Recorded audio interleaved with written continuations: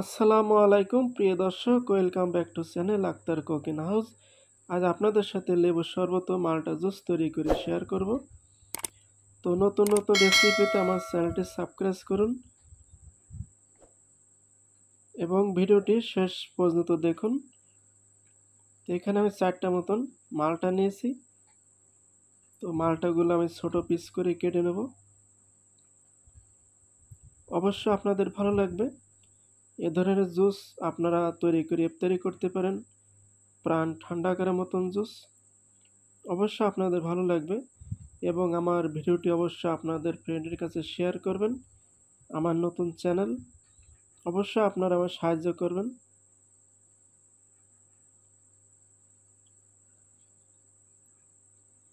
তো মালটাগুলো কাটা হয়ে গেল, এখন আমি সিপি রসগুলো বের করে নেব।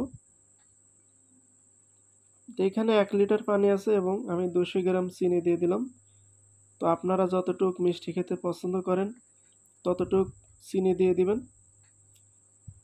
তো আপনাদের যদি মেশিন থাকে আপনারা মেশিন দিয়ে রসগুলো চিপে নেবেন। তো আপাতত আমার মেশিন নাই, এই জন্য আমি হাত দিয়ে চিপে নিচ্ছি।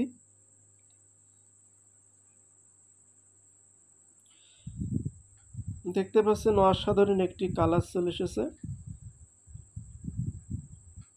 অবশ্যই আপনারা বাসাতে ট্রাই করবেন।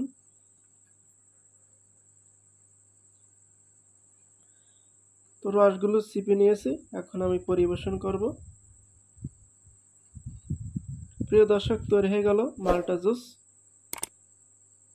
যদি ভালো লাগে অবশ্যই একটা লাইক কমেন্ট করে জানাবেন এবং ভিডিওটি অবশ্যই শেয়ার করবেন এবং আপনারা বাসাতে অবশ্যই ট্রাই করবেন। তো এখন আমি লেবুর শরবত তৈরি করব।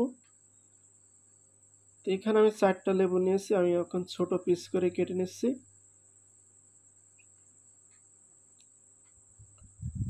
লেবুর শরবত খুবই একটা সুস্বাদু শরবত। তো এখানে আমি 1 লিটার পানি নিয়েছি এবং 200 গ্রাম চিনি দিয়ে দিলাম। আমি লেবুগুলো চিপে নিচ্ছি।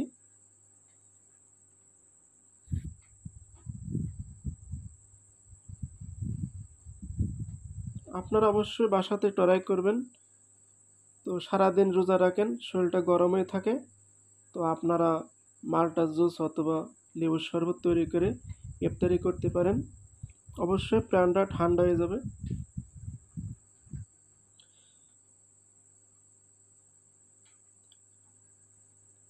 তো আমি রসগুলো চিপে নিয়েছি, এখন আমি সামান্য 1 চিমটি লবণ দিয়ে দিলাম। এখন আমি ভালো করে মিক্স করে নেব।